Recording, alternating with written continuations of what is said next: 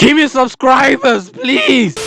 Yo, I don't know what that was, but yeah, it is your boy S to the L to the O, and I'm back at it again with another video, basically talking about the stuff that I want to talk about. Is nothing I want to talk about more than football. And yes, ladies and gentlemen, I told you I was gonna be more consistent. Now give me bloody subscribers, bro. Please give me views, god damn it. Don't you think I've had enough, bro? I'm trying out here. But yes, ladies and gentlemen, I'm back at it again with another video, and I already said all of that, so there's no need for me to repeat it. So let's go on to the video, starting with the EPL. And we start off with Arsenal, the Gunners, the Invincibles, the holders for the most FA Cups, one of the big 6 clubs in England. Despite the fact that y'all haven't even ended up in the top 6 for the past 3 years, ending up in 8th almost every single season, but that's not the point. The point is, you guys are a huge club, one of the biggest clubs of England, and ayo fam, what's the point of hyping them up this high? We all know it's Arsenal. Like, ayo gee,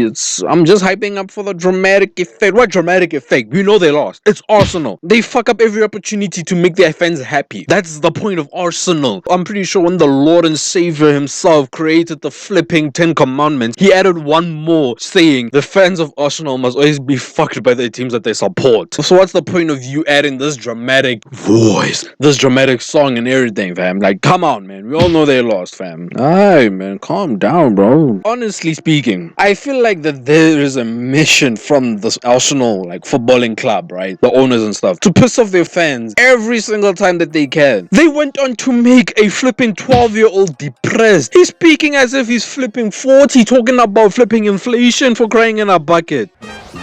Adult.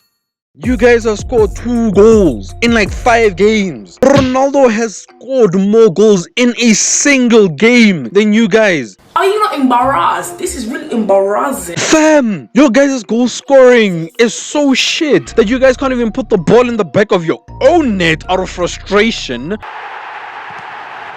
But to be fair, it didn't help that Fraser Forster was out here moving like prime big bow out here.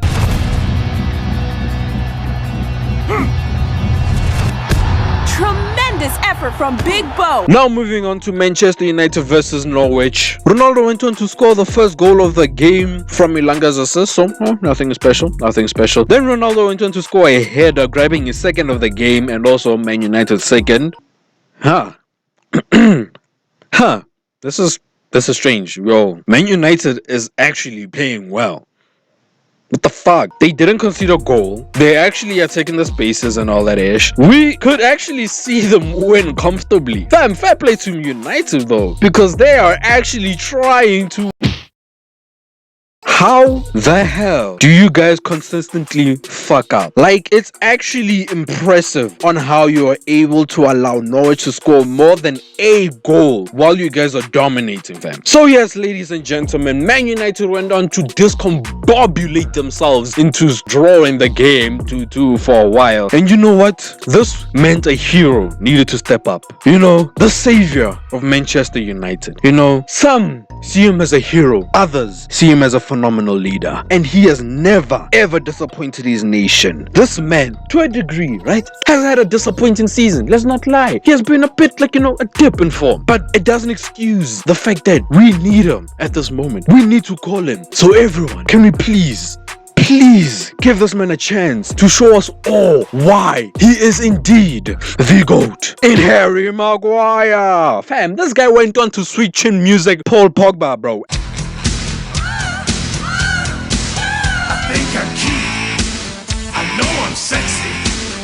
And people say wrestling is fake, bro. Yeah, it is, fam. Shot him landing on his feet. And Ronaldo scored another goal. Well, to be fair, it was a good free kick goal, but yeah, she scored another goal. So yeah, he ended up the game 3-2 to Man United. Spurs versus Brighton. Spurs lost. Spurs are just boring, but never mind that. Arsenal versus Chelsea. Christensen went on to show the footballing ability of a blind cripple that has one leg, with him giving the ball to Eddie, allowing him to go on goal to score the first goal of the game. Fam, he's celebrating as if he scored 15 goals in the season, bro. Before this game, you had not scored a single goal Do not act like it's your mother's house out here, fam. Discipline yourself, buddy. Timo Werner went on to score the equalizer from 2 deflected. Hold up. Wait a minute. We're not just gonna pass the fact that Timo Werner scored a goal against a team that isn't Southampton. Fair play to Timo, despite the fact that it was a deflected shot. Then Emil Smith-Rowe went on to score Arsenal's second, as Billy Ketwa went on to score Chelsea's equalizer. Then Eddie went on to say, I'll do you one better. because he went on to display his first touch ability that would make Gerrard proud. Then Thiago Silva tackled the ball into Sal's feet, who passes it to Eddie. Then Eddie went on to score a goal. Bro, the man scored with a flipping Bonzi, bro. A professional player that makes millions of euros a year kicked the ball like a flipping 3-year-old. This is the shit that we see when niggas are desperate to clear the ball, bro. The man legit cleared the ball into his own net. This was just a defensive calamity, bro. Nah, G. Then Arsenal went on to win the game 4-2. Liverpool later on went on to face Manchester United after the pile driving Manchester United took. They were willing to sacrifice their attacking ability in order to secure their defense. In my opinion, not the greatest idea, but anything is welcomed here. Hey, they might pull out a defensive masterclass, and you know what? They went on to do this by playing Phil Jones. But you know what? Before I start talking shit, maybe this actually turned out to be a defensive masterclass, because you know, Phil Jones, although he is Phil Jones, he can pull out an odd masterclass of a performance, bro.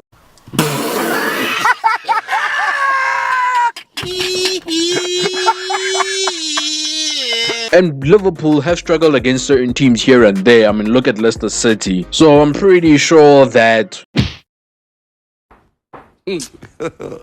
God have mercy upon us.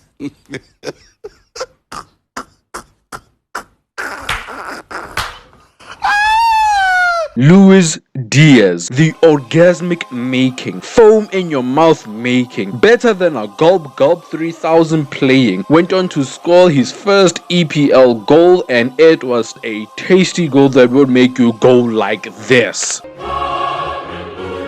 Then Mohamed Salah went on to score 2 goals. Then Sadio Mane went on to score one of the goals to make scoreline 4-0. If you are shit, just play against Manchester United. I mean, Salah hasn't scored since 12 AD. Diaz hasn't scored since the inception of time. Nah, G. Bro, Manchester United were flipping relying on a serial killer for crying in a bucket in Hannibal Mejbri. Stop using criminals, god damn it. First a sex offender,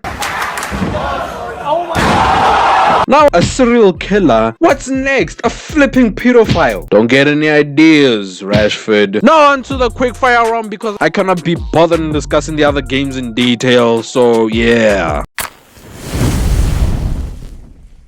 Leicester City versus Newcastle. It ended up as a 2-1 win for Newcastle United. West Ham versus Burnley. Burnley went on to draw against West Ham. Brighton went on to face Watford, and Brighton won. Leicester City went on to draw against Everton in a 1-1 game. Newcastle United went on to win the game against Crystal Palace in a 1-0. Manchester City went on to whoop Brighton in a 3-0 victory. Then Southampton went on to lose against Burnley. Flipping Burnley 2-0. We now move on to the oldest footballing competition in the world, in the FA Cup, where we saw Liverpool bent Man City over. Ibrahim Konate went down on Manchester City, utterly destroying them with his head game, bro. Sadio Mane went on to force himself into Manchester City by sliding his balls into Manchester City's net. This was at the cost of Zach Steffen, who went on to make Karius and Lloris proud. Fam, if you deep it a sec, Scott Carson, a 40-year-old backup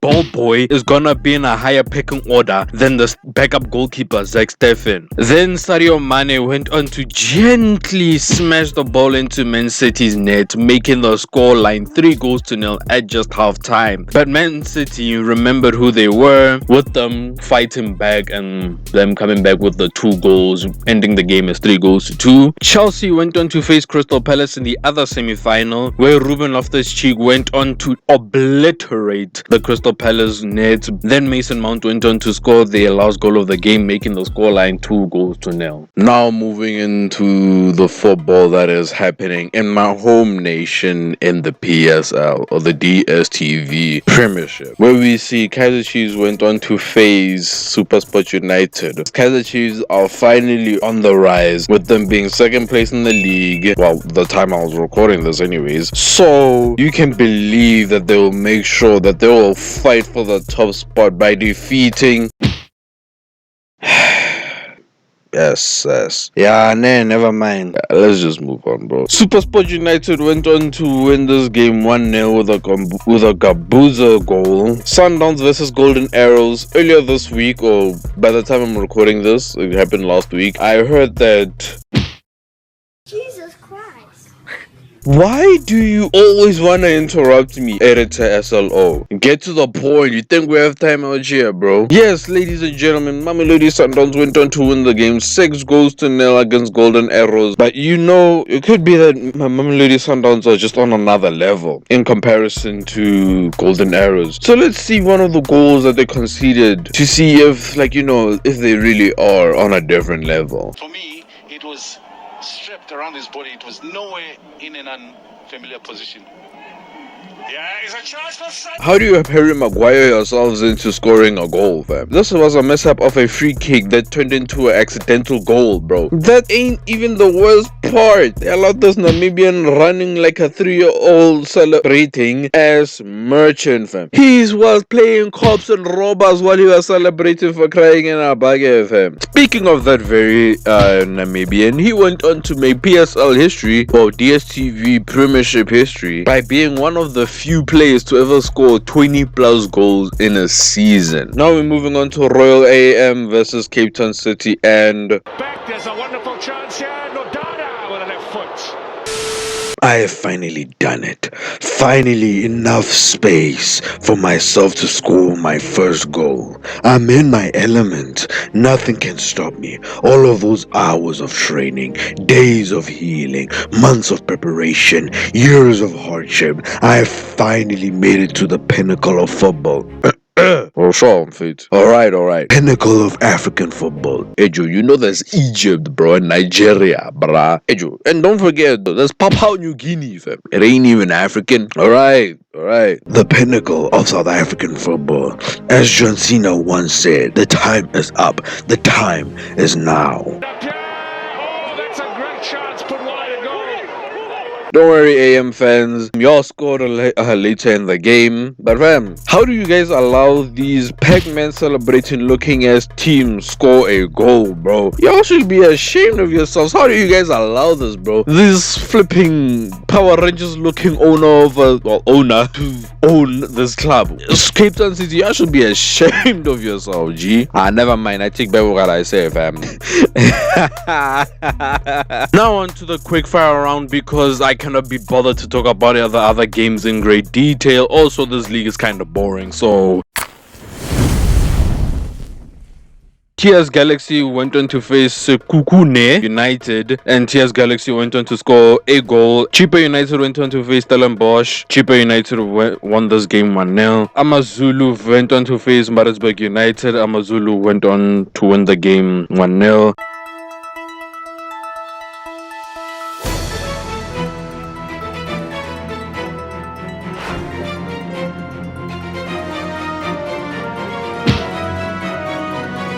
Good evening, ladies and gentlemen. It is your boy SLO reporter, and I'm here to discuss about the transfer news. And let's get into the transfer news. Manchester United finalized the signing of Erik ten Hag, basically meaning that they are actually 2 years away from signing Mauricio Pochettino. There are rumors that Arsenal are currently struggling to score goals, so you know how to fix this problem by buying a flipping winger. Yes, you heard it here first. Arsenal are looking forward to buying Marco Asensio from Real Madrid. Man United are looking for another Bundesliga winger in Christopher Nkunku. Manchester City are apparently wanting to add another winger to the roster. Bam, you already have two amazing wingers in Mahrez and Sterling. You have a versatile winger in Phil Foden. You have an inverted left wing striker in Gabriel Jesus. 100 million flop of a winger or cam or whatever the hell he plays in Jack Grealish. So why would you flipping want another winger, bro? Like you just waste money, bro. You have all these players and you know what you say to yourself? I know what we are missing. Another winger. More than you believe. Lacazette went on to speak to the press saying that Arsenal are utter shit. Never mind the fact that he has never scored a goal this whole year. Do not check me on that, I'm not sure. He wants to move to Olympic Lyon. Now into breaking news where we saw Sean Dyche, the inventor of Brexit football, is fired from Burnley Football Club. Fam, how do you get fired from a club that has a bare minimum of not getting relegated? It's flipping Burnley. They're not asking for anything. All they're asking is for traditional English Brexit football. Manchester City are looking forward to sign Erling Braut Haaland, with Man City wanting to give him the wages that will give him the ability to buy the entirety of Africa. He's going to earn 9.7 million rands, and I haven't even calculated in nairas, fam.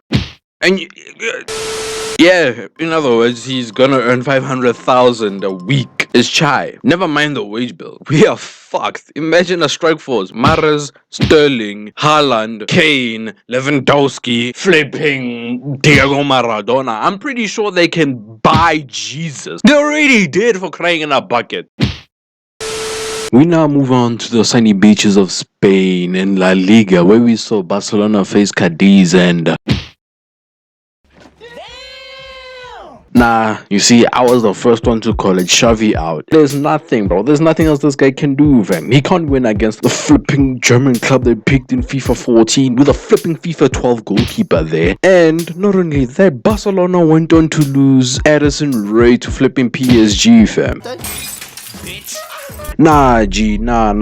First Messi, now this. Nah, G, it's chai, bro. Nah, fam. This is just embarrassing. What's the point of watching football if she ain't even gonna support your club no more, fam? Nah, G, I'm sick of this, fam.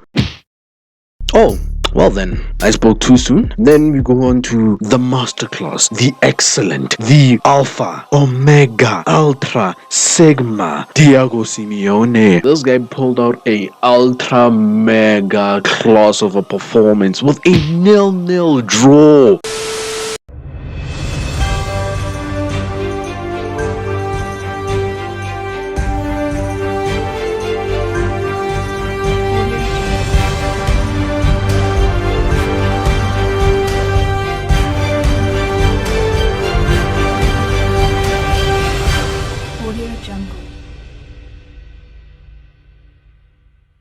Hello and welcome, ladies and gentlemen, to the Best Fuck Up Awards. And today we have a remarkable set of shit that would make anyone that likes this shit feel better about themselves. And the nominees are Zach Steffen for making carriers look phenomenal, Manchester United for losing 4-0. Anyway, I think they make our life easier in the midfield and in the back. They always... Manchester United fans for supporting Manchester United. 4 minutes and the back fives fucking fell apart. Pigeons! Norwich City for losing against Manchester United. Lead, and it's an absolute gift for Ronaldo. And Barcelona for losing against a team that literally no one cared for. Truly an astonishing amount of shit we are currently seeing on our screens. The winner is Harry Maguire.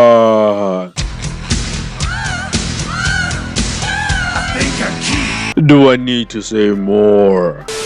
yeah, I'd like to thank all of y'all for watching this video. Please give it a like and subscribe if you would like to, although I'm desperate for it. Go support the homeboys. Some dope on the track. When you see him, you know damn well he be punching back. Go support the person that made me, but the man that drew me and is currently making the beats for me, D.L.E, down below. And lastly, I'm pretty sure all of you guys heard of this news that Cristiano Ronaldo has lost his son. I'm pretty sure my words basically mean nothing, but my thoughts and prayers are with the family of Ronaldo. So yeah, and yeah, there's nothing more to say than that's what's up, and peace out.